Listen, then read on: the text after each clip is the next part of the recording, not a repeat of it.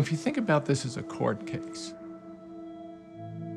so the crime committed is something in the environment is causing diabetes and heart disease and obesity. We don't know what it is. Maybe it's just that people eat too much. Maybe it's that we're not physically active enough. Maybe it's a dietary fat. Maybe it's the sugar. You do an investigation, you find there's a lot of evidence to implicate sugar, but it's a little ambiguous. There's no smoking gun. You know, we've got some witnesses. They're always at the scene of the crime. I mean, they never have an alibi, but the evidence are not definitive. What do you do? The fundamental lifeblood of their industry was holding on to this fact that there's no definitive evidence that sugar is a death-dealing disease. So as long as they could hold on to that, as long as they could keep the evidence ambiguous, they get to stay alive. If the evidence gets definitive, they're done. What do you do?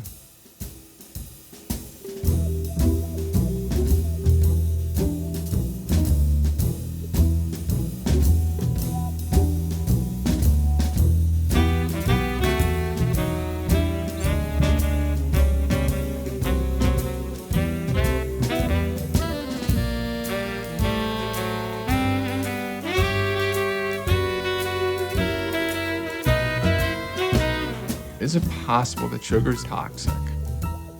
How do you even discuss it without appearing that you are a fearmonger?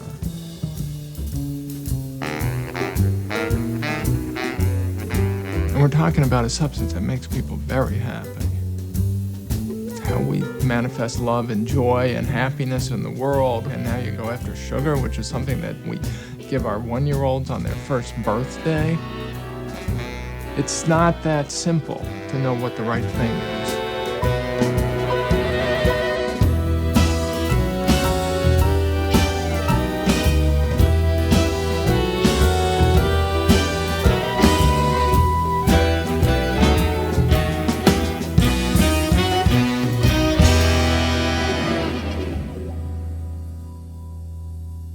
New research is starting to find that sugar, the way many people are eating it today, is a toxin. This after a controversial New York Times Sunday magazine cover story.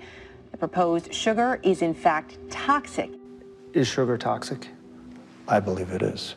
Do you ever worry that it just sounds a little bit over the top? Sure, all the time. But it's the truth. You call sugar a poison, all right? In high dose. Okay, why not use a more alarming term like sugar is Hitler? Medical doctor Robert Lustig. He specializes in treating childhood obesity, and he wrote this book, Fat Chance. The thing about sugar that's so pernicious, it's the thing that takes you from obesity to all of the metabolic problems, the hypertension, the diabetes, the heart disease, and likely the cancer and the dementia. And now 1/3 of America has non-alcoholic fatty liver disease. This is a disease that wasn't even described until 1980. It is the biggest epidemic in the history of the world. First of all, I'm not really the anti-sugar guy, I'm the anti-processed food guy. But to be honest with you, I'd rather not be known as anything, and I wish this problem didn't exist. And you know what? When I started in medicine in 1980, it didn't exist. Or I might not have gone into this field, because who needs this? But, you know, I'm here now. You're taking everything we've learnt about healthy eating over the last 30 years and turned it upside down. And it deserves to be turned upside down because it didn't work, did it? You said we need an intervention, rehab. Were you joking around? No, not at all. Okay. You want to card kids for Coke? Absolutely. If a parent wants their kid to have a Coke, let them buy it for them. You know, my biggest issue is not being criticized for the science. You know, let's have the debate about the science, that's okay. The thing that bothers me is when they say that I'm not believable, that I'm a zealot. You know, a zealot believes on faith. You know, I don't believe on faith. I am completely about the science. I don't do this because I want to. I do this because there's really no choice. You know, you need somebody like Rob for this issue, okay? It's a very controversial, volatile issue. You need somebody in the academic research establishment to take it on. And Rob has taken that upon himself, and he's very good at that aspect of it. So he is, you know, he's a pediatric endocrinologist who came to believe about a decade ago that sugar is the sort of fundamental problem in modern diets. He did this lecture that went viral on the internet. Probably got now about 4 million hits. Well, he's got this very compelling lecture style, a bit like a fundamentalist preacher making a point. You wouldn't think twice about not giving your kid a Budweiser, but you don't think twice about giving your kid a can of Coke. Scientists get nervous with that kind of certainty that he represents. It's not consistent with what you really want in scientists, where you want them to be more aware of the uncertainties and discuss the holes in the data and the negative evidence again. But you need somebody like Rob. You need him out there saying what he's saying and forcing the issue.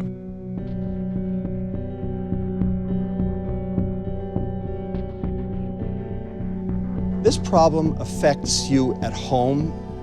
This problem affects you at work. This problem affects your business dealings, and ultimately this problem affects the country and the world. It's not just obese kids. Now that's what I take care of, that's how I got into this, but this is much bigger. This is more of a manifestation of a societal breakdown.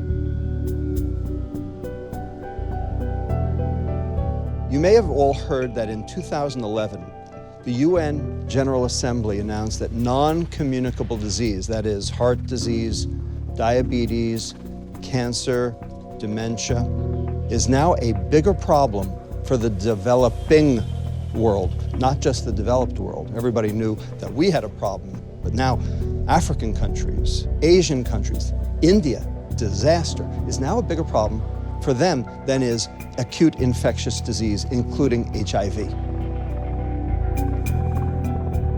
What happened? Why is everybody in trouble now, all at once, all over the world?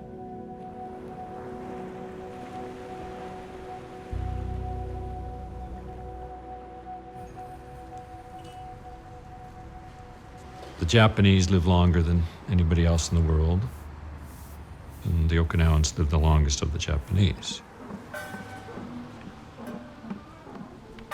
The Okinawans have lower rates of most age-associated diseases compared to other nations.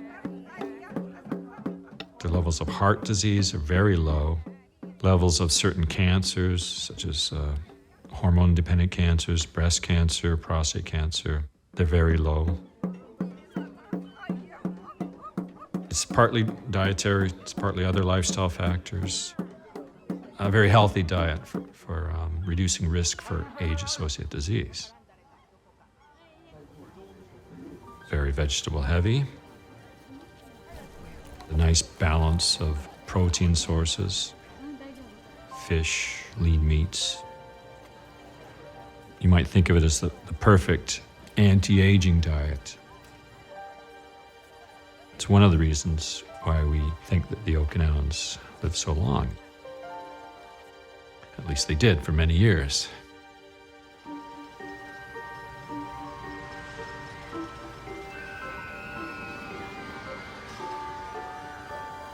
Okinawans have gone from the leanest of the Japanese to the heaviest in just a couple of generations.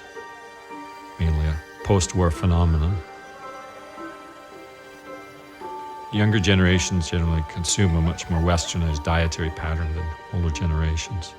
So there's more processed foods, potato chips and soda beverages, and this combination has put younger generations at higher risk for cardiovascular disease, obesity, diabetes. So all of these diseases that are linked to foods that are higher in intake of sugar, salt, and fat. We have never, throughout human history, been exposed to the levels of sugar intake that we're currently exposed to. So this has got to have metabolic consequences.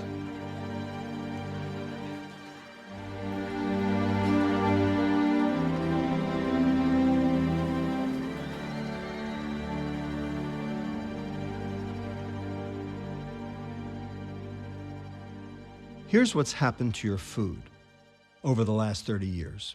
1982 to 2012, meats down 10% because we were all told to go low fat. Fruits and vegetables, exactly the same. We're all told we don't eat enough fruits and vegetables. You know what? We're eating just as much as we always did. And finally, processed foods and sweets, 11.6, 22.9%, a doubling in the span of 30 years. That's where the food dollars have gone. And as we've allowed it, we've gotten sicker and sicker.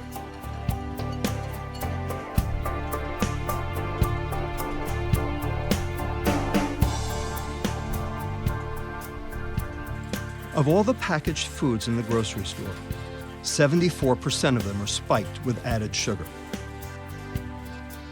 Salad dressing, barbecue sauce, tomato sauce, hamburger buns, hamburger meat, all sorts of things. Also, there are 56 names for sugar. Sucrose, table sugar, cane sugar, beet sugar, high fructose corn syrup, agave, maple syrup, honey. So the food industry can hide the sugar that they add to any given food in plain sight because no one knows what they are. Bottom line, they're all the same. Calorie for calorie, gram for gram, ounce for ounce, they're all the same. And they all do the exact same thing, and they all overload your liver, and they all cause liver fat accumulation when consumed in excess. Now, remember, it's about excess. It's not about, quote, moderation. So then you have to define, what's moderation? Moderation is 6 to 9 teaspoons of added sugar per day. That's moderation. That's what the American Heart Association says. The World Health Organization just said up to 12 teaspoons of added sugar per day. But Europe is consuming 17 teaspoons of added sugar per day. And America is at 19.5 teaspoons of added sugar per day. Bottom line, we're consuming it in excess, and it's causing chronic metabolic disease because of it.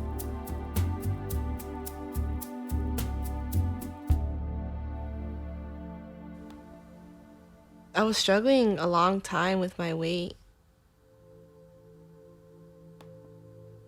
I hated wearing pants. My stomach always stuck out. I felt uncomfortable sitting in class. I felt like my gut was just bulging out. My heaviest was when I was 14 years old, my freshman year of high school. I was 217. Food was my friend. You know, TV was my friend. That's what I did. I watched a lot of TV. I kind of just stayed to myself because I felt like everyone was either making fun of me or critiquing me. I didn't feel, happy. Last time I saw you was April of 2009. And by the way, happy birthday. Oh, thank you. You just had it recently? Yeah, I'm 20 now. Tell me how it's going. It's going good. I've dramatically changed my life, and I feel so much better, so much more alive, and so much more confident about myself. When I started seeing Dr. Lustig, I was really sick. I had a very fat liver. My pancreas was working way overtime to filter out all that sugar. It was just storing in my body. My body fat, I believe, was almost 50%.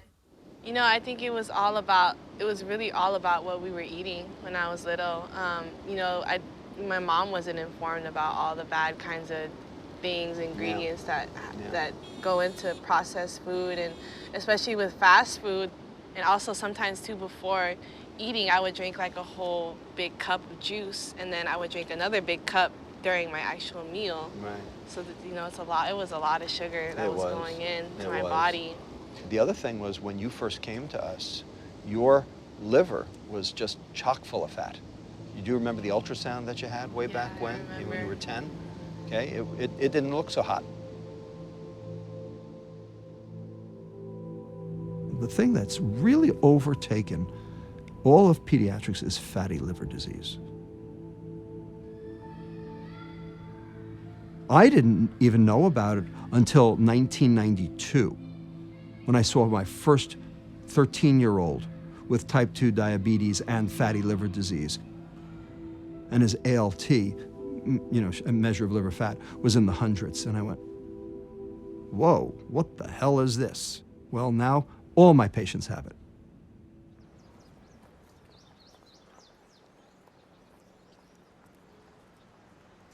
When I first got to Inner City Health Center, it was a real eye-opener. And whereas in private practice, I might, per patient, have one filling to do or a crown here and there, my patients at Inner City Health Center would have a cavity in every single tooth, or they'd have massive bone loss. And I'd have a 45-year-old person who I'd have to tell them, I have to remove all of your teeth. And that was my daily routine, just tough case after tough case.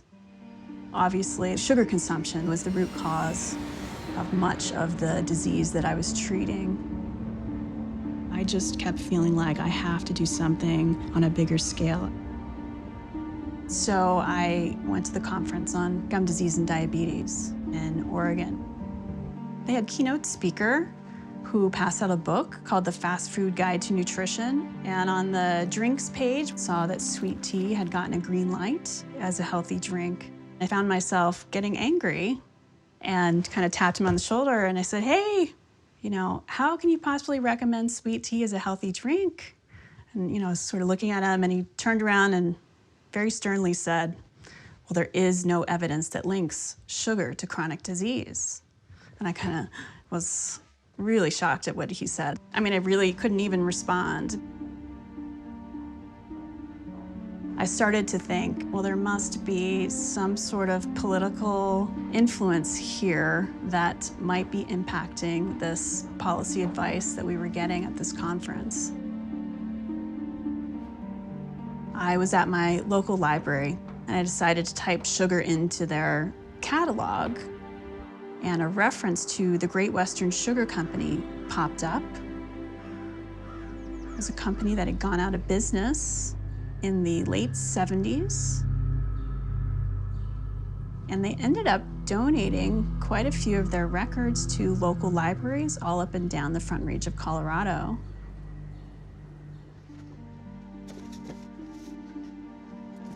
And I noticed a particular reference to a collection at Colorado State University that had a line item, I think it was nutrition, maybe public communications. And I decided that I definitely needed to go up and take a look and see what was in there.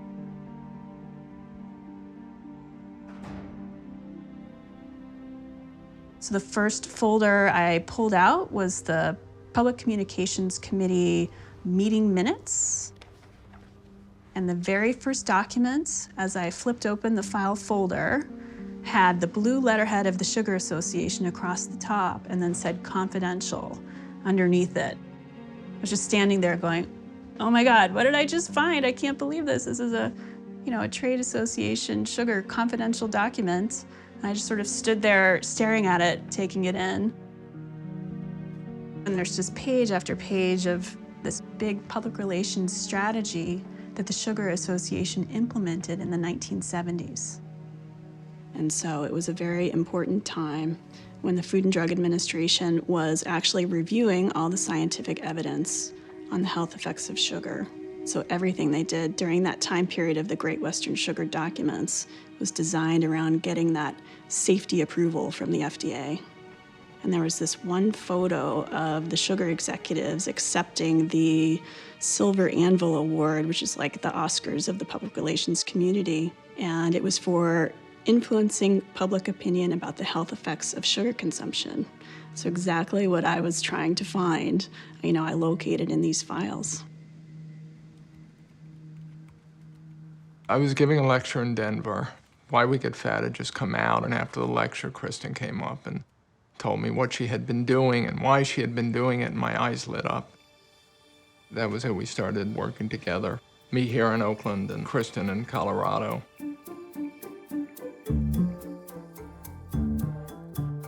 There's a growing controversy about sugar. On one side, those who claim it's a harmless source of calories and quick energy. On the other, those who say there is evidence to implicate sugar not only in obesity and tooth decay, but also in hyperactivity and diabetes, among other things. Late 60s, early 70s, Lots of controversy going on about the health effects of eating sugar, and it's so similar to today. It's actually pretty incredible.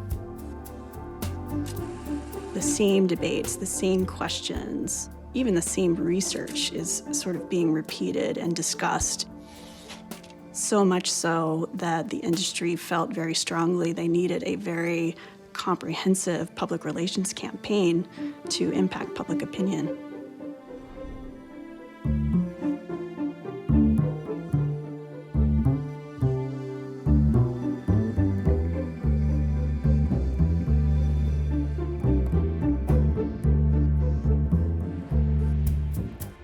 And imagine you're the sugar industry.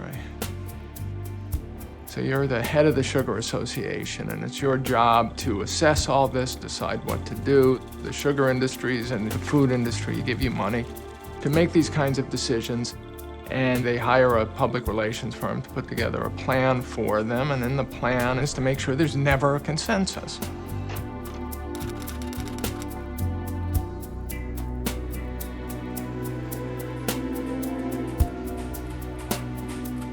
So it started with funding research, gathering scientific consultants that could help them tell their side of the story. It was really an international effort right from the beginning.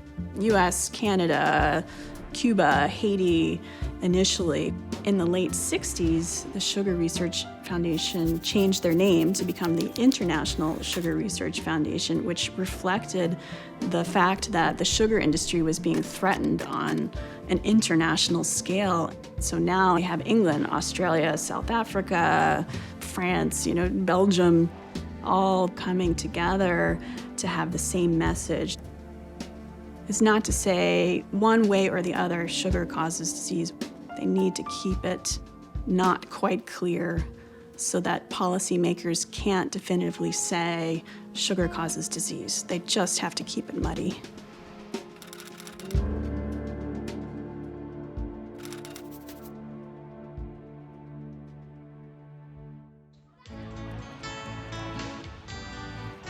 Back with us on this weekend's edition of This Week in Agribusiness from the Sugar Association, Andy Briscoe, representing that group in Washington, D.C. How's the climate these days in Washington for your industry? It's always tough. Under the new administration, obviously, the public health community folks have come out of the woodwork and certainly targeting sugar to some extent. For all of the bashing and complaining that there is about sugar, it seems, and all of the dietary recommendations, it still remains a crucial component in our diets, doesn't it? Sugar is an important component of a balanced diet and a healthy lifestyle. Everything in moderation, as we say. It's all natural, only 15 calories. A calorie is a calorie. If you eat more than you burn, you'll gain weight. If you eat less than you burn, you'll lose weight. Therefore, if you're fat, it's your fault. That's basically what this mantra sums up to. Well, you know what? I don't believe in common sense. I believe in data. And the data say something else entirely. What the data say is that some calories cause disease more than others because different calories are metabolized differently. Does sugar cause diabetes? Well, everyone says, well, yeah, but it's because of the calories. Sugar are empty calories. That's the mantra. It is not. This is absolutely not true. Sugar are toxic calories. In fact, studies from Europe show that if you consume 1 soda per day, your risk for diabetes goes up 29%, irrespective of the calories, irrespective of your weight, irrespective of anything else you eat.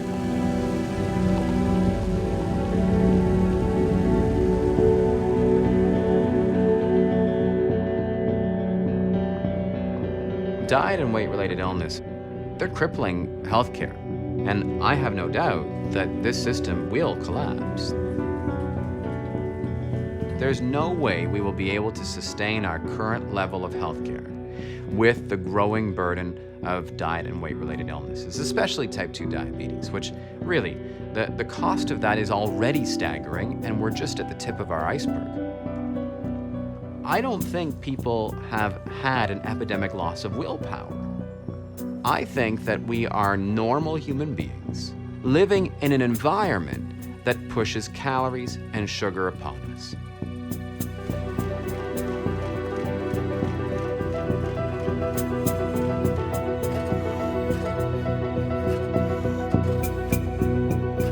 know that in regard to children and the rising rates of childhood obesity, it's carrying with it rising rates of other chronic diseases. We're seeing type 2 diabetes in kids under the age of 10. We're seeing heart disease in teenagers. And non-alcoholic fatty liver disease really is skyrocketing. You develop diabetes or heart disease in your teens, the likelihood of you making it to that 70-plus-year-old age, I think is pretty darn low.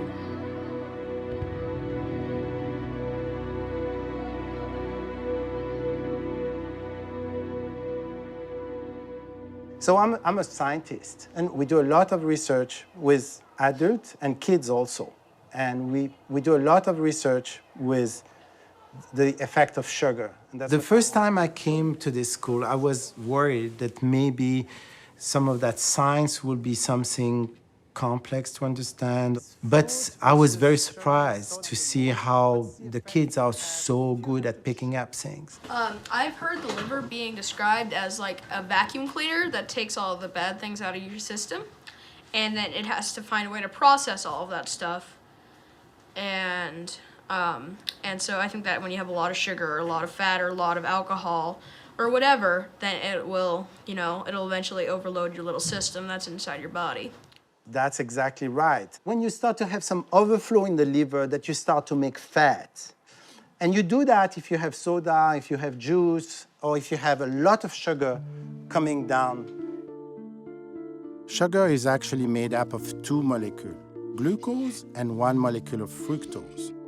They are different, and the body handles these differently.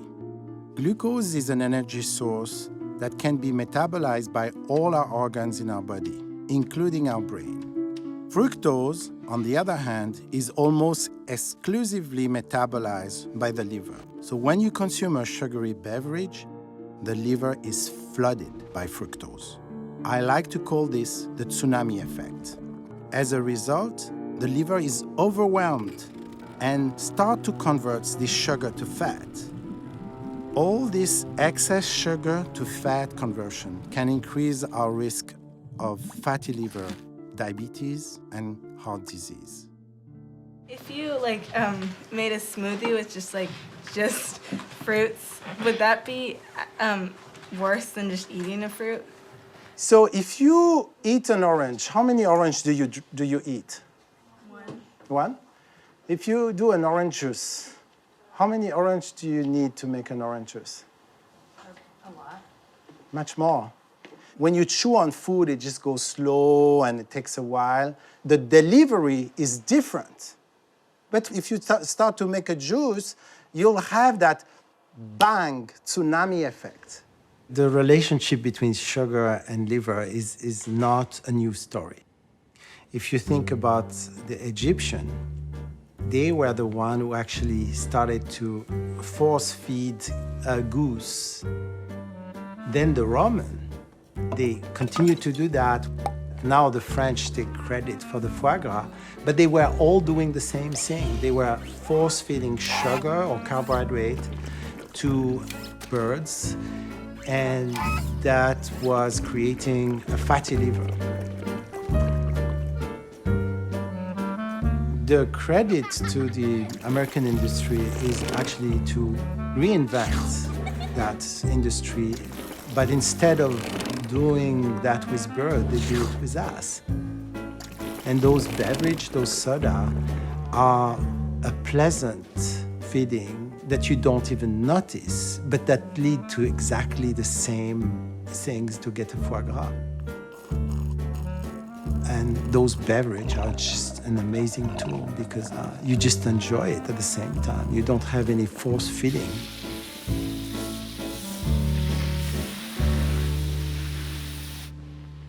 You know, this was me 5 years ago, and it's still me. Because I confess I'm a waistline watcher from way back. Well, that's enough for today. Now for a lively lift. Ice-cold Coca-Cola. There's no waistline worry with Coke, you know. Actually, this individual-sized bottle has no more calories than half a grapefruit. Another thing, the cold, crisp taste of Coke is so satisfying, it keeps me from eating something else that might really add those pounds.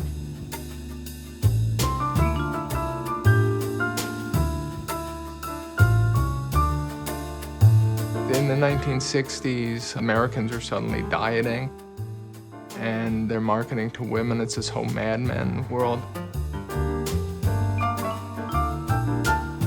The idea of diet sodas came in, and cyclamates and saccharin in particular were beginning to take over the market. The Sugar Association saw that as a threat. So the Sugar Association started spending significant, huge sums of money by those standards to fund researchers to see if these things were harmless or not. And of course, they wanted to find that they were harmful, and they did. There's a good deal of sourness, not to say bitterness, in the reaction to the ban on saccharin. There were complaints the Food and Drug Administration banned a useful product on the basis of skimpy evidence. So there's an article from the New York Times in the late 60s where a sugar industry executive is taking credit for funding the studies that labeled cyclamates as carcinogens. From my perspective, if the Sugar Association was going to take credit for this, what else are they doing?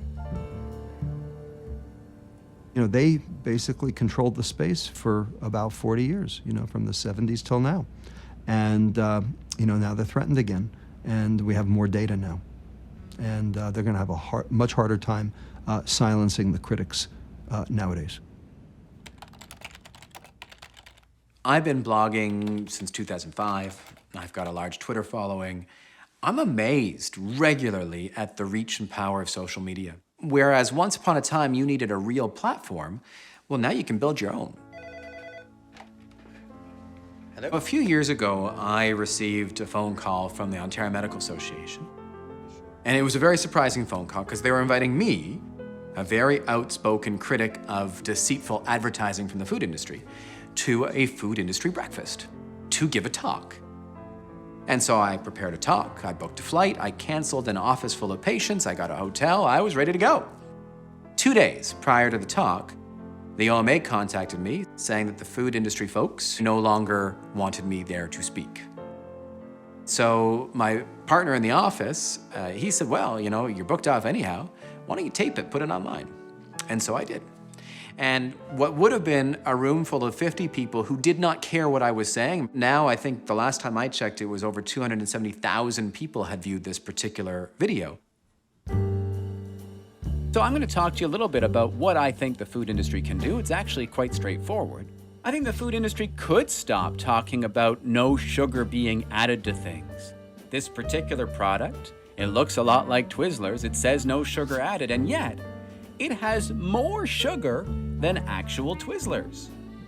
I think the food industry could stop suggesting that grape juice is good for you. It says no added sugar ever, yet every single glass has 10.5 teaspoons of the stuff. That's the same amount as you'd get if you drank a 1/4 glass of maple syrup each and every day.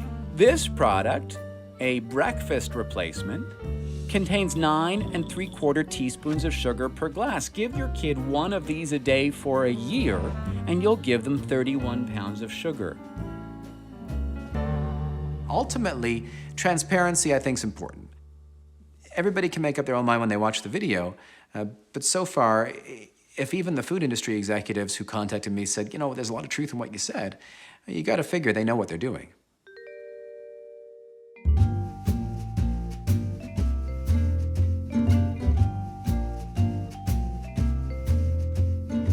It probably wasn't until about the 60s when we started to really piece together the data that said sugar was a problem.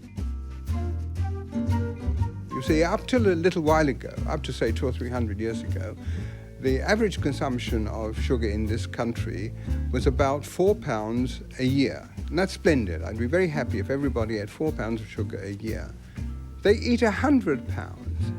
The head of the anti-sugar movement was a British physiologist nutritionist by the name of John Yudkin. And he wrote this book back in 1972 called Pure, White, and Deadly. And he said that sugar was the bad guy. And he gave lots of correlative data saying sugar's the problem and we need to reduce our consumption. On the other side, there was this guy over here, Ansel Keys. You know the chief killer of Americans is cardiovascular disease. And he was the one who said dietary fat was the bad guy. And there was a fight going on between these two guys. And the question is, who won and why? One of the scientists that the sugar industry was most concerned about was John Yudkin. And being concerned about how they were going to contradict him, essentially. From sponsoring research that would counter his research. Anytime he might have an article come out, they would write counter articles.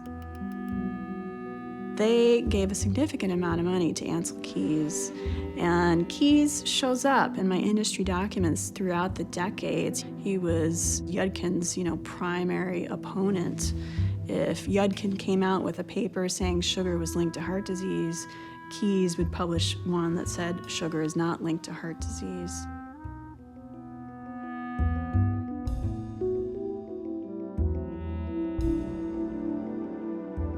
Researchers would say to me, if you studied sugar, you would be accused of being just like Yudkin, which meant he's kind of a quack and he's obsessed. And by the mid-1970s, the world had already divided up into people who thought Yudkin could be right, which was a tiny minority, and the huge majority of researchers who had just kind of bought into the dietary fat hypothesis because everyone else believed it.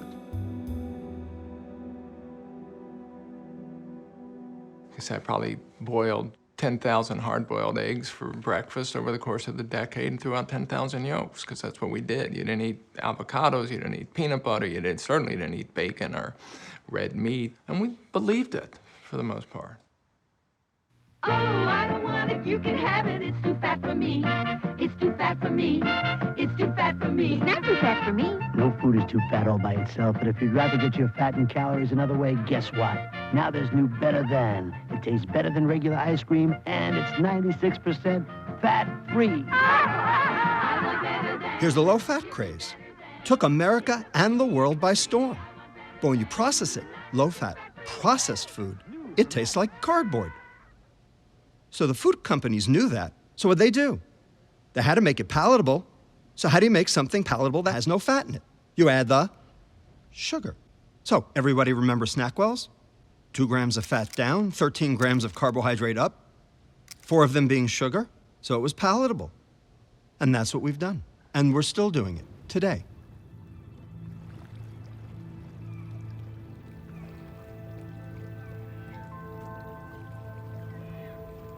I think I'm a classic example of a person who followed a recommended Western diet and what happened.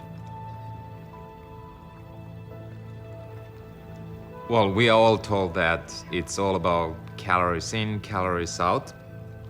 And I'm the kind of person that if you tell me that little fat is good, zero fat must be even better. And consequently, I was eating packaged foods, which are full of either processed carbohydrates or sugar, or both, for a good 15 or 20 years.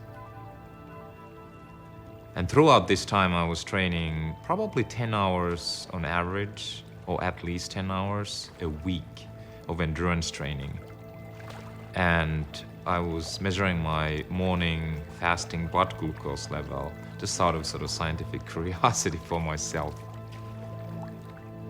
And only recently have I discovered that those morning fasting blood glucose levels were pre-diabetic.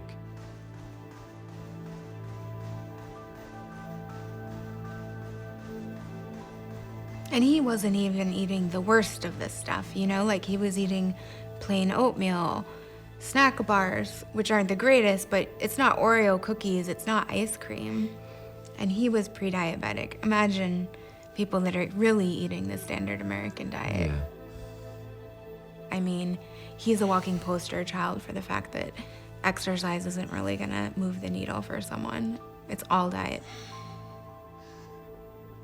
What if you're an average person and you don't exercise 10 hours a week? What happens to your body? What happens to your health if I was on the borderline of truly becoming diabetic? Everyone thinks it's about obesity. Well, obesity is 30% of the population. But what you don't know is that 40% of the normal weight population have the same metabolic diseases and the same metabolic dysfunction that the obese do. Normal weight people get heart disease. Normal weight people get cancer. Normal weight people get type 2 diabetes, and the list goes on. But they're normal weight. What is that saying? That's saying this is not a behavior, because the behavior is gluttony and sloth. But these people aren't gluttons and sloths because they're normal weight. Well, if it's not a behavior, then it must be an exposure. And everyone is exposed. Everyone is at risk. And that is a completely different argument.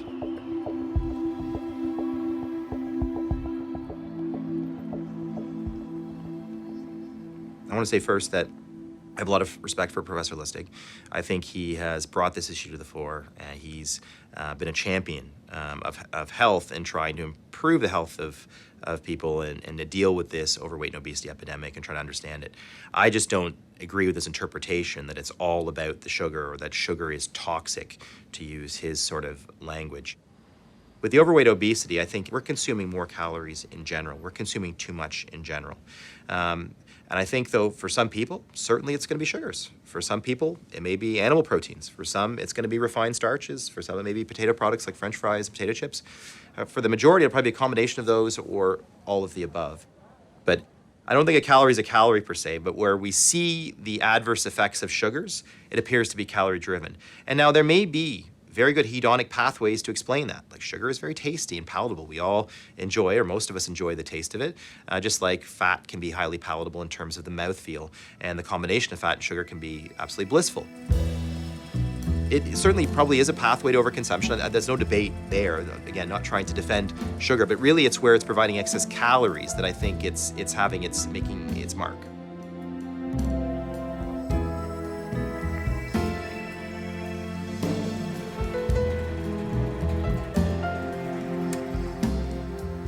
Even if it turns out that all the data suggesting unique toxicity to sugar is false, we still consume too much sugar. And I do think that manufacturers use sugar both in its capacity as a cheap ingredient that makes food taste good, but more as an ingredient that leads to greater sugar consumption, because we also know that palates that are conditioned for higher levels of sweetness, they crave more of them. So that will have a different impact on health.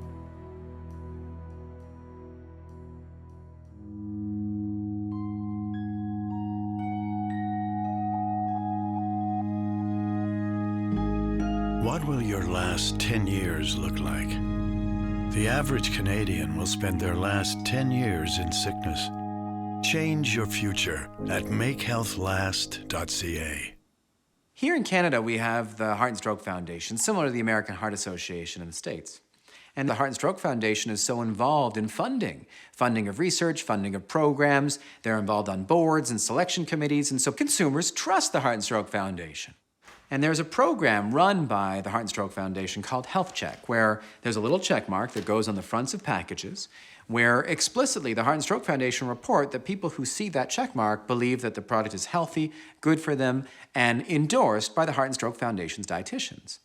And one of the things they put their stamp on are fruit gummies and fruit leathers that literally have more sugar than actual candies. But now they are advertising those candies on the front of package as servings of fruit with a health check endorsement. Hi, I'm Dr. Yoni Friedhoff. Today, I want to talk about Sunripe's Fruit Source Bites. So $20,000 a year buys them this check mark that goes on a box that dupes parents into thinking this is a healthful product. I don't believe it's a healthful product. I don't think products that are 80% sugar by weight, the rest water, a tiny little bit of vitamins, and a whole pile of marketing is health food. In one serving, these 17 small little gummies, you get the sugar equivalent of a Twix bar. Now, if you wanted to actually get this sugar from fruit, your child would need to consume this entire bowl of strawberries. It's 1.14 pounds of strawberries.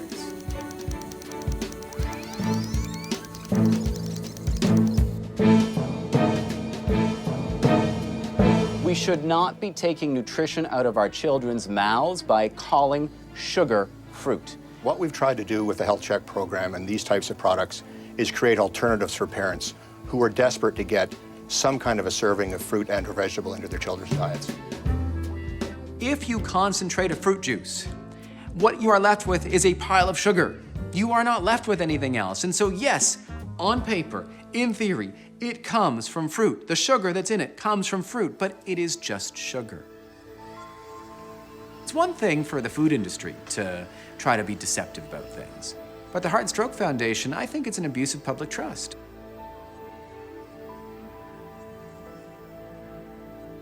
When you have children, it seems like the world would be a much simpler place without sugar in it. And I wonder if they would be much more, stable, if their mood swings would be much less volatile if they weren't consuming sugar. And again, it's all purely speculation, but whatever it does to them, even if it just tastes so good that it changes their desires for days, it's just it seems like a constant struggle.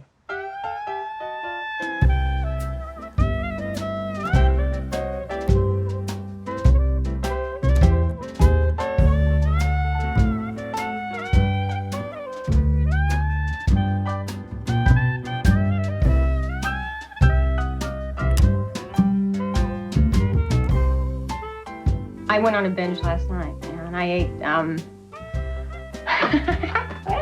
it's really strange because I feel guilty now, like I'm confessing to this terrible crime.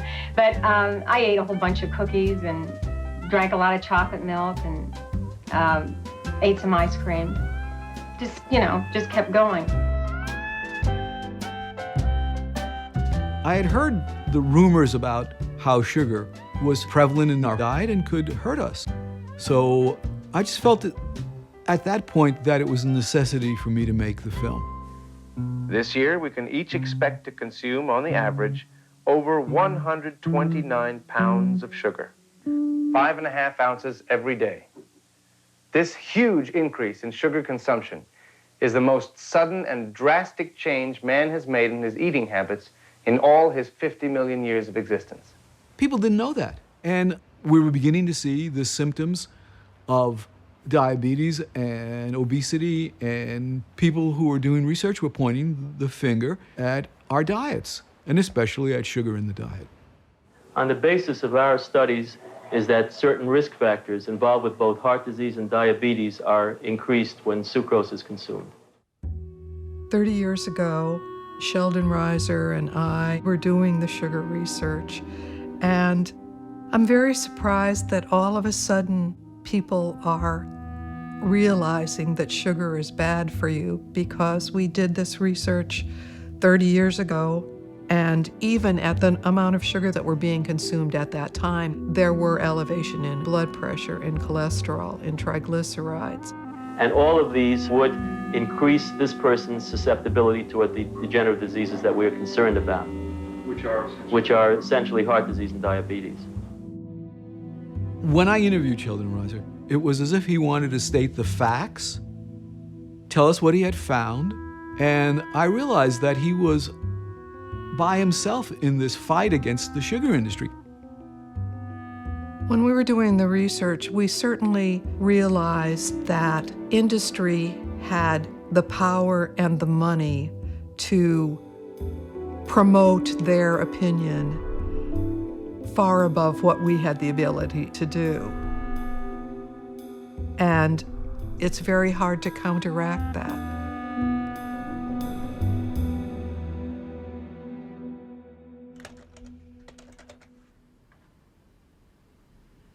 What's very clear about the purpose of the research that the sugar industry funded was to protect sales of sugar.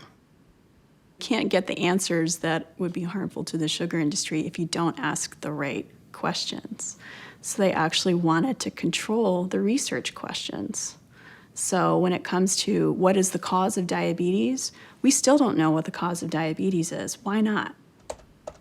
Part of that reason is the sugar industry was influencing our national institutes of health. And they said, we don't need to worry about sugar consumption because it's obesity. So let's just focus all our research on obesity and forget about what kind of role sugar has in diabetes. Where we are in the sugar debate is about where the tobacco debate was in about 1960. And, you know, you can look at classic cigarette ads where they're saying, you know, more doctors smoke Camels or they're good for your T-zone, your throat. And so what the tobacco documents and the sugar documents that she found show is that they're all using the same playbook. I mean, when I got the tobacco documents back in 1994, I realized they were going to be very important. In addition to really giving us a clear view of the strategies, is it just shows how cynical they are. Unlike a drug or unlike alcohol, a cigarette smoker, even at 12 o'clock at night, driving home in a car, can make a clear and rational decision that they don't want to smoke anymore. Nicotine is an addictive drug. What the smoker does when he smokes, it's self-administered drug delivery to reach a target level. From a Excuse leading me, anti-smoking let me well, I mean, you're going Mr. on and on, Luria, I'm Stan, telling in you your what the usual science zealous is. fashion Mr. Luria, in please be delirium. polite. I worked on the tobacco industry for a long time before I got these documents. And I remember saying, like, these guys are really bad, and look at all these terrible things they're doing. And I would get, like, patted on the head and said, oh, well, Stan, you know, it's very nice that you think this, but you are a little paranoid delusional. And people just didn't take it seriously. And once this information was put out there in their own words, people were A, shocked, and B, couldn't dismiss it. And I think what Kristen's work is on the way to doing is undertaking the same kind of transformation of how people look at the sugar industry.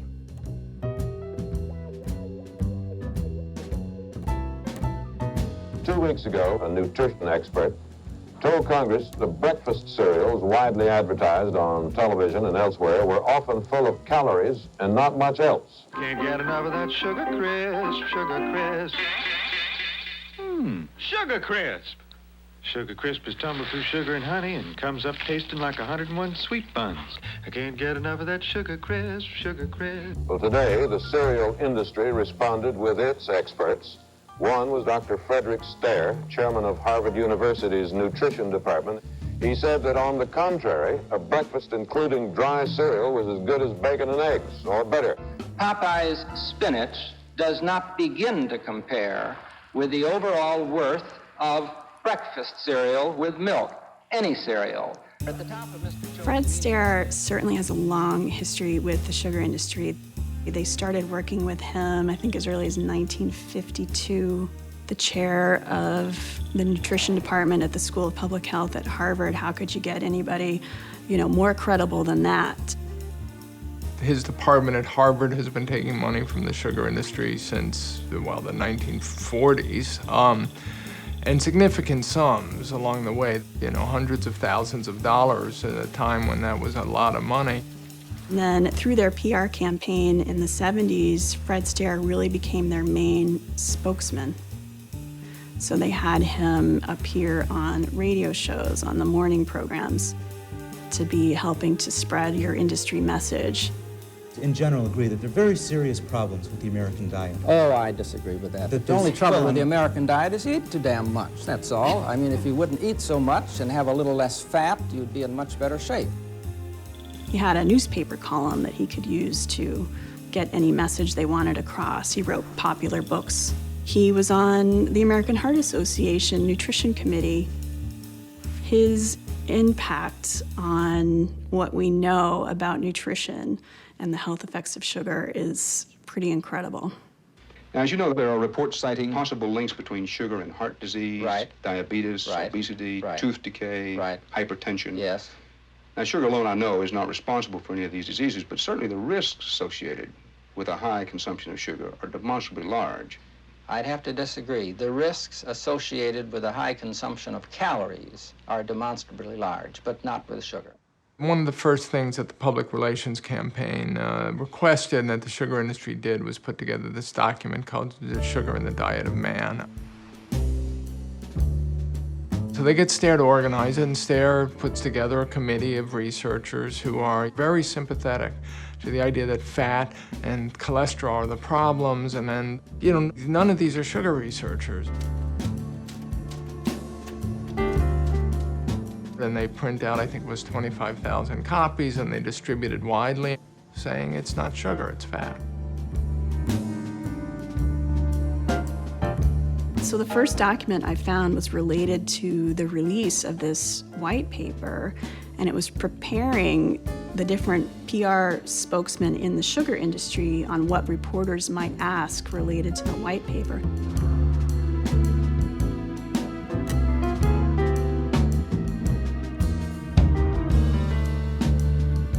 And they talked about the way that the paper was funded being an unrestricted grant. And we know by actually looking at the tobacco papers, because Fred Stair was also connected to the tobacco industry, what an unrestricted grant meant in Fred Stair's department at Harvard. It's supposed to be a donation of money that isn't earmarked to a specific project. But what Fred Stair told the tobacco industry was, we'll just call it an unrestricted grant, you give us the money, and we'll make sure you get the research that you want. Doctor, let me play devil's advocate. Sure, and play anything you want. You've been accused any number of times of being an apologist for the sugar industry. Right, I know. One of the things that those who oppose your viewpoints point to, they say, well, you wanted money for the school, and therefore you became a spokesman for the sugar interests. No, I became a spokesman for what I consider to be the motto of Harvard University, which is Veritas, which for those of the camera crew who may not have had Latin means truth.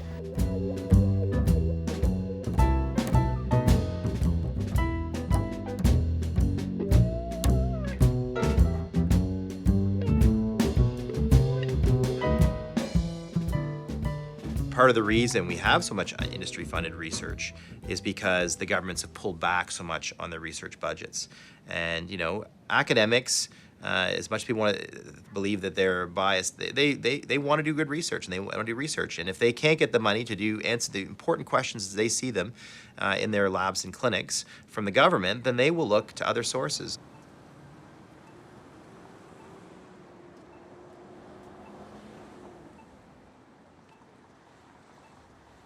There is one fundamental difference between tobacco and food, and that is we don't need tobacco. My goal is to destroy the tobacco industry. We do need food. So the goal is not to destroy the food industry.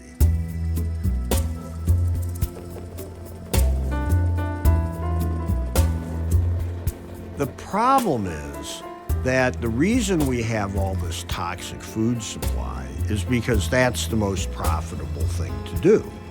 And these big corporations, their job is making profits. That's all they do.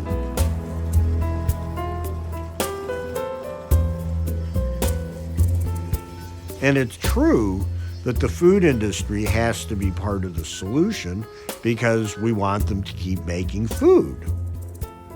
But to think that you're going to be able to negotiate with them and work something out, that would be them agreeing to make less money.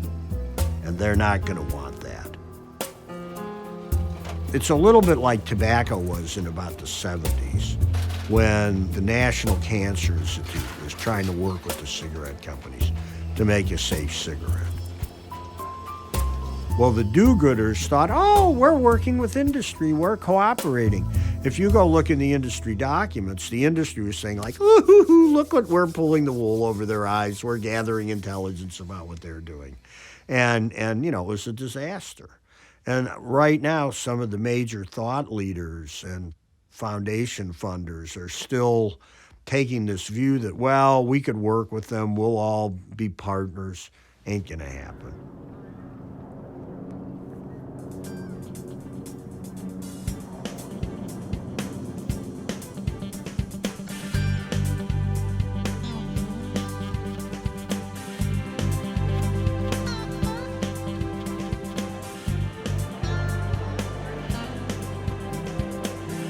Welcome, everyone. With almost 9,000 members, we are actually the largest professional obesity organization in the world. We are certainly the biggest national obesity organization of any country that I know of. Our city was named the fattest city in America. Okay. So what's the name of your city again? Corpus Christi, Texas. Corpus Christi, Texas, the fattest city in America. All right. Yes, sir.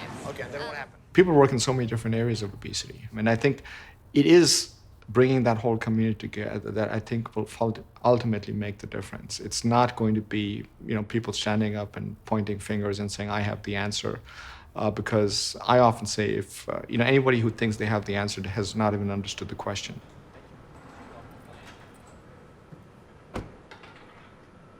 There have been 3 summits now for the Canadian Obesity Network, and each of them have been sponsored in part by industry.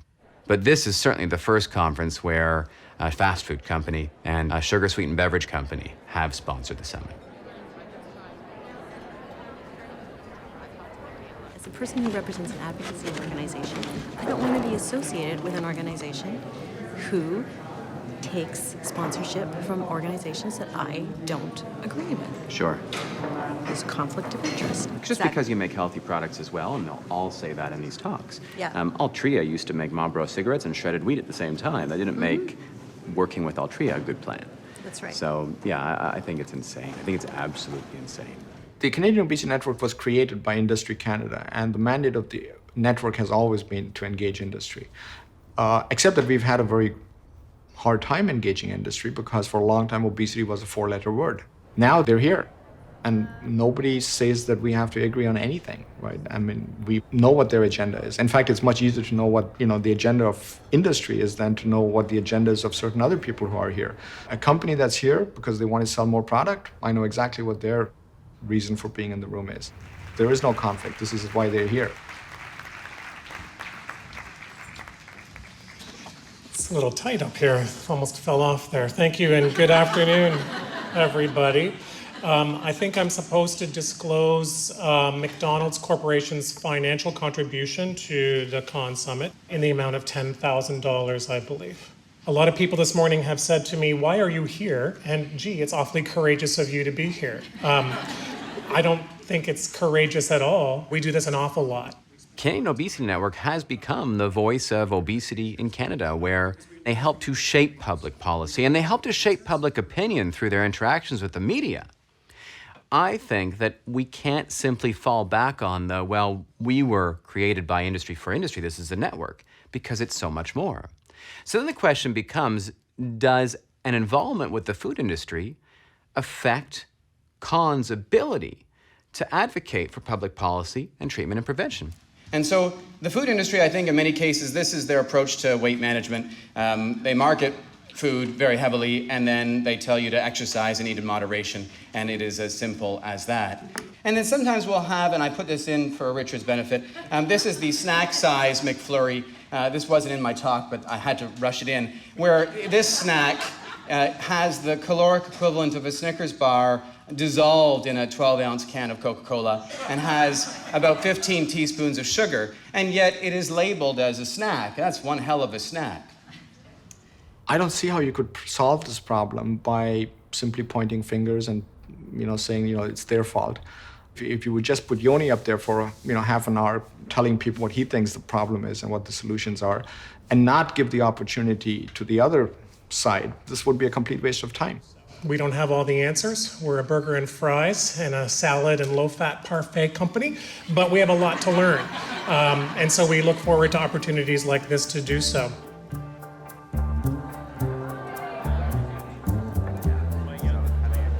If you need any information, like if you want to do a little article or link to my website or put up a video or whatever, let me know.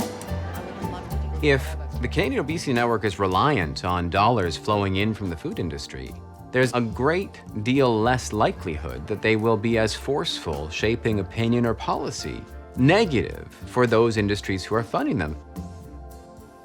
And the Canadian Beverage Association and Coca-Cola is a great example. This is an area that is ripe for change. Whether it's taxation or regulations, this is on the table. And I would be shocked if anything formative was championed by the Canadian Obesity Network now that they are firmly in bed with the Beverage Association and Coca-Cola.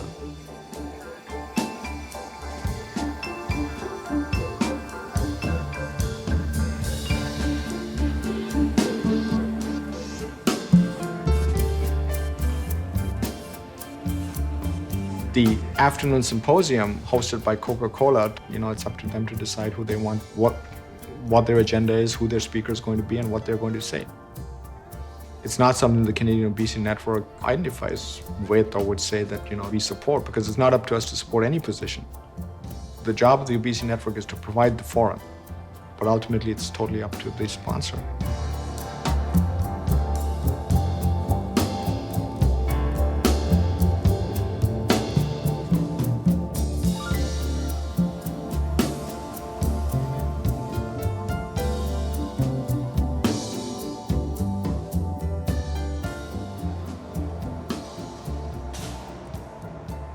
Anytime the industry has offered to voluntarily regulate itself, it has basically caused nothing but disaster.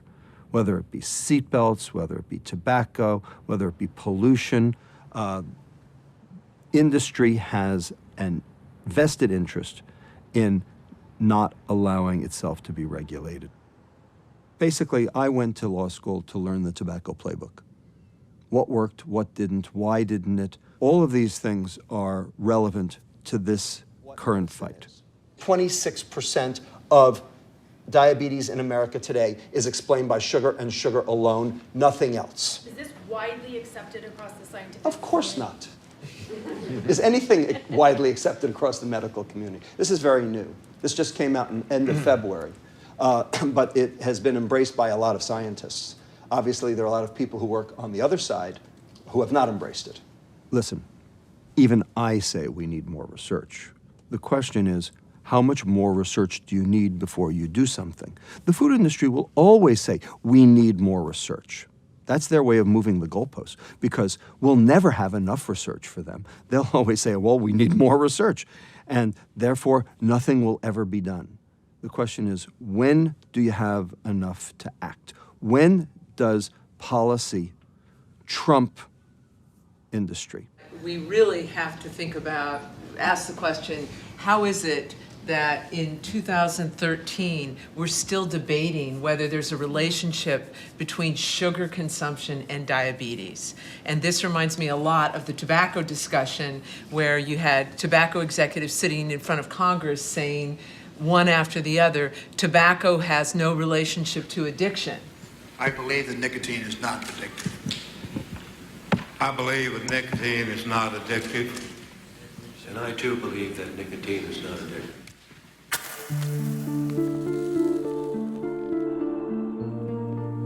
The fact is, we still don't have the seminal proof, even for tobacco and lung cancer today, that the tobacco industry called for. That is a randomized control trial. Well, you know what? That would be pretty unethical. Getting a group of naive people to start smoking for 20 years and seeing whether or not they got lung cancer. You tell me how you're going to get that study done. Well, they would like us to do the same thing with sugar. They want us to basically take a group of naive young adults, okay, and divide them up into people who consume too much versus those who don't. Watch everything they eat for the next 50 years and see if they get heart disease and diabetes. Now, how are you going to do that?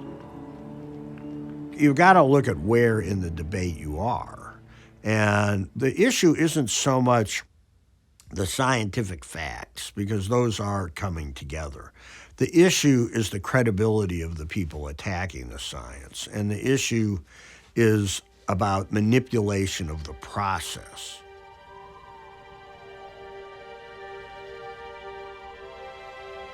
In Washington today, a coalition of health and consumer groups asked the Food and Drug Administration to put a limit on the amount of sugar allowed in breakfast cereals. Their petition to the FDI also asked that a health warning similar to the one on cigarettes be required on cereals which exceed the sugar limit.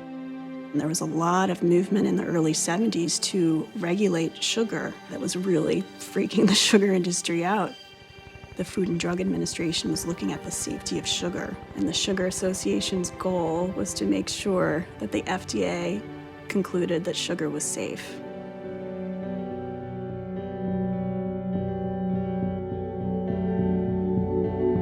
go after sugar.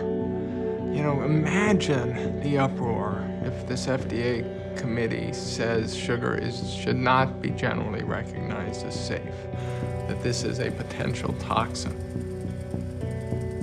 You know, you're going after major industries.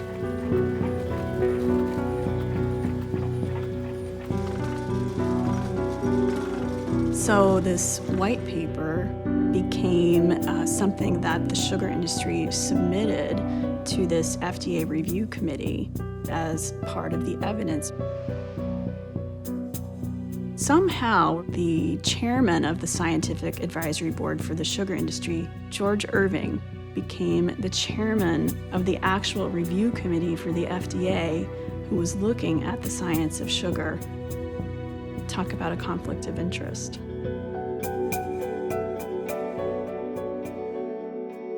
And who do you go to for help? So they could go to Yudkin. And now, arguably, they should have gone to Yudkin. And they could have gone to Sheldon Reiser, and arguably they should have gone to Sheldon Reiser, but they didn't. They went to the sugar industry for help.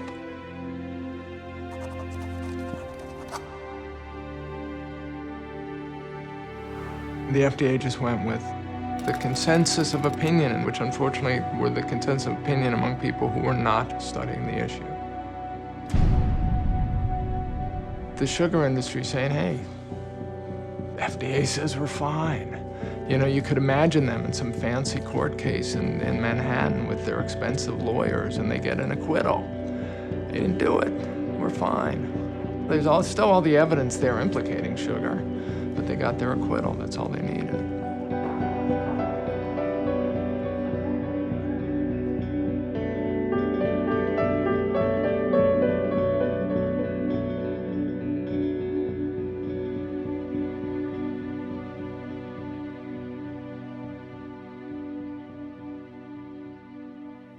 When that report came out, we just thought that they misrepresented our research.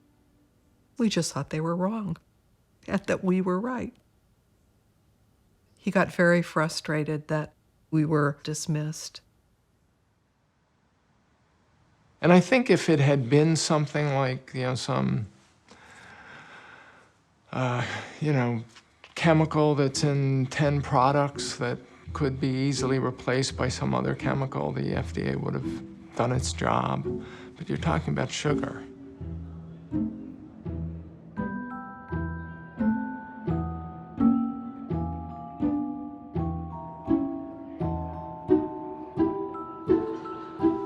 It's how we demonstrate our love.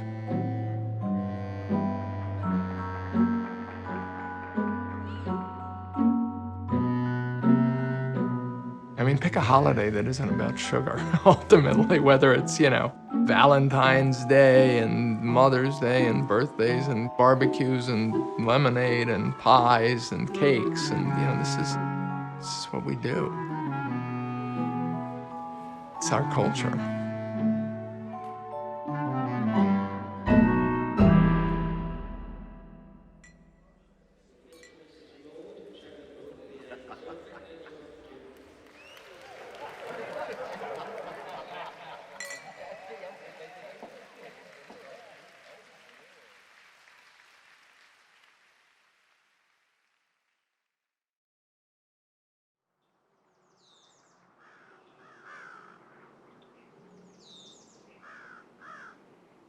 I think an injustice has been done. For more than 40 years, probably longer, this industry, it appears, has been deceiving. And the level of suffering that has resulted from that, it's hard to even calculate.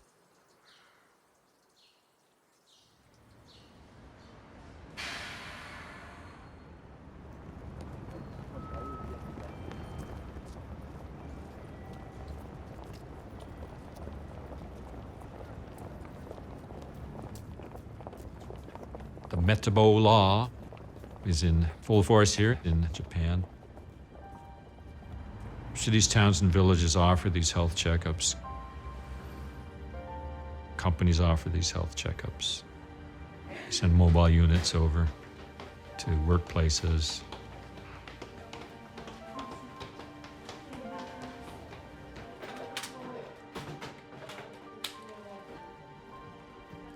Generally, you see in Asian populations more of a sensitivity towards obesity-related diseases, such as diabetes. And there is a focus on doing something about the problem. People go in for their health checkups, and they get their waist measured and blood work done, and well, you get a report, and you get rated on each item, how you're doing, and according to where you should be.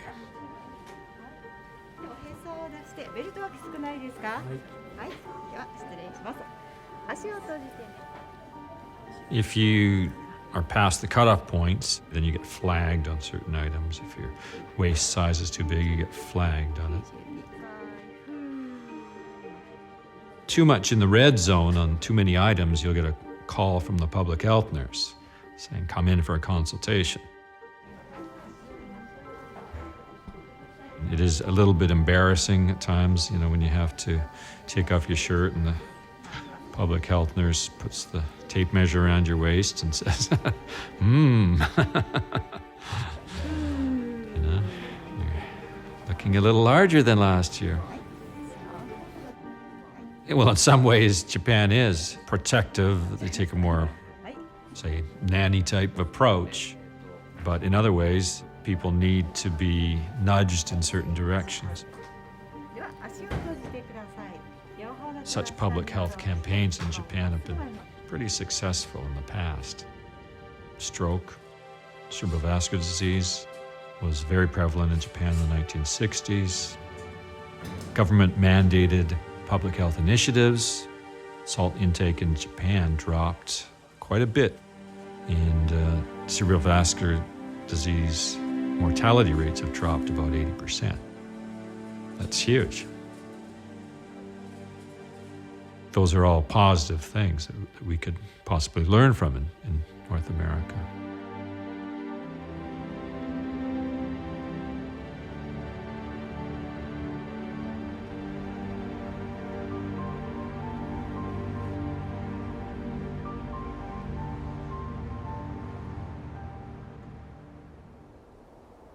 Where does that leave us? It leaves us with this question of freedom. So the libertarians say, wait a second, don't tell me what to eat. Well, you know what? You've already been told what to eat. Where were you for the last 40 years as your food supply was being changed under your nose? Were you protesting then? The libertarians say, get government out of my kitchen. You know, I don't want government in my kitchen either, unless there's somebody more dangerous already there. Here's a report from an international investment bank, Credit Suisse, sugar consumption at a crossroads. And this is a direct quote. We believe higher taxation on sugary food and drinks would be the best option to reduce intake and fund the healthcare costs associated with diabetes and obesity. The report is calling for taxation. That's how big and bad this problem has gotten. We need a new food business model that rewards the food industry for doing the right thing, not for doing the wrong thing. Right now, they're rewarded for quantity, not quality. So could they make money selling real food? Sure, absolutely. Could we subsidize real food so that we could make it cheap enough for people to be able to buy? Sure, we could. But it means a real overhaul of what we're doing. And the food industry can still make money. There is nothing wrong with the food industry making money. I am not against people making money. I am against people making money by poisoning other people. That's what tobacco did, and that's what the food industry is doing today. That I'm against.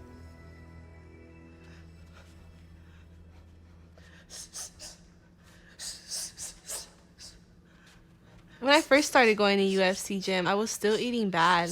So there was no real kind of results. I was still lacking that knowledge about processed foods and about how much it actually takes to burn off a chocolate bar. You know, a small candy bar cancels out your 5-mile run. It's almost as if you didn't run. And I didn't realize that. And when I did, I completely changed my diet, including cutting out completely fast food and cutting out completely frozen foods and intaking a lot more vegetables and fresh foods. I substituted my juice for fruit, and it's a way better feeling. It's a different kind of full, and it's an energetic kind of full. Come on, Alexis, let's go.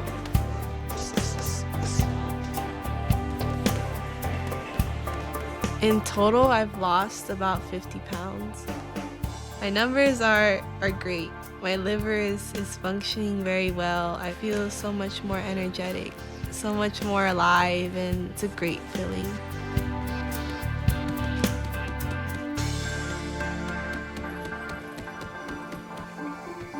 When kids switch from processed to real food, their metabolic dysfunction goes away, they have a chance to lose weight, they feel better, they do better in school, their lives turn around. I would love to see sugar off the GRAS list.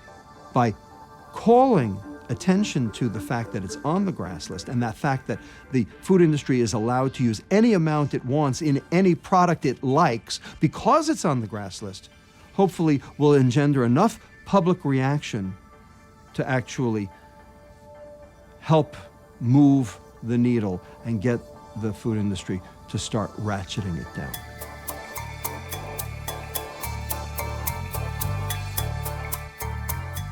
Just recently, the World Health Organization came out and said this is a big problem, added sugar in our lives.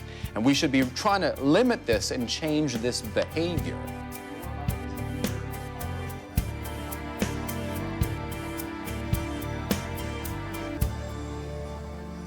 The Heart and Stroke Foundation, I think, was very classy. They actually came to my office the day before they made their announcement to let me know in person that this is what their decision had been, that they talked about it for quite a long time, and decided that, indeed, it couldn't continue the way it had been continuing, and that the best move for the Heart and Stroke Foundation, and more important, the best move for the Canadian population at this point, was to just say, you know what, we're done with this program.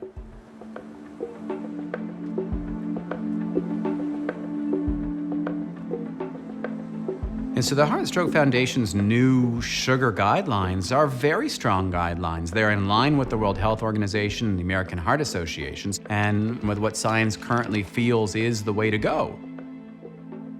To have them coming out and making these recommendations, it is a first step, hopefully, to seeing changes on a federal guideline level.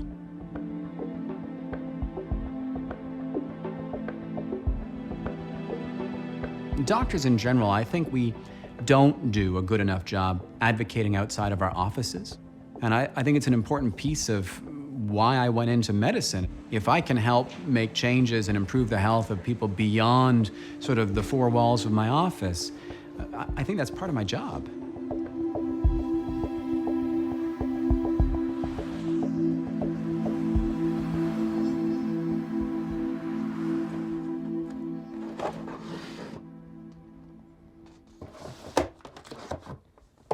Once I found those documents, I didn't know where the path would lead. You know, I was just sort of taking it one step at a time.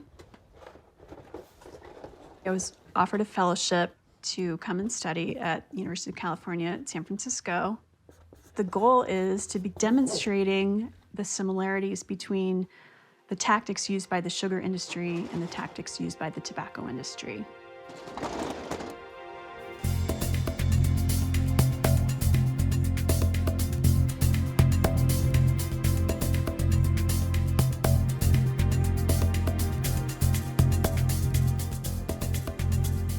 I'll have the opportunity to work very closely with Stan Glantz, who's a giant, in taking on the tobacco industry. So tell me what you're finding. So what I have is evidence of the sugar industry influencing that research agenda. Oh, I think the whole perspective that she's bringing is a transformative perspective, and I think it's going to change the discussion. And the thing that you need to know is that if you're effective, these guys are going to come after you. You just got to be ready for it and not get too freaked out.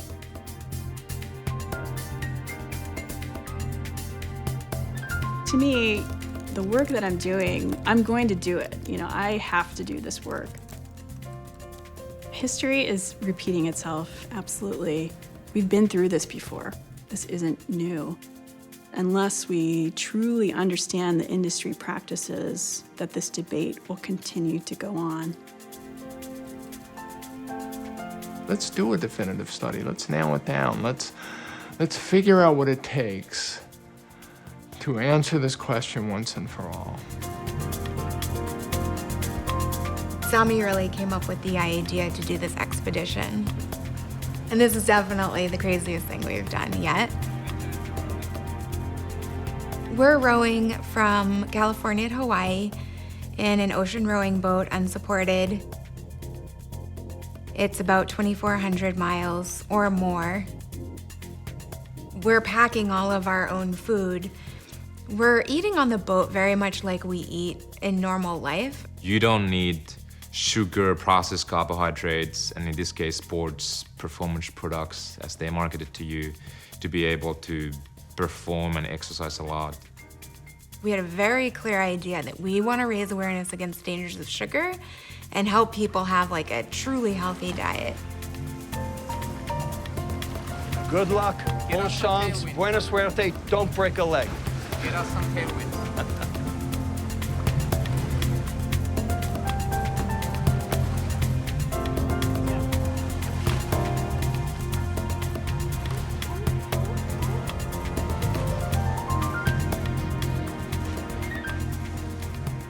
Sammy and Meredith, they believe what we believe. And they're putting the pedal to the metal to prove it.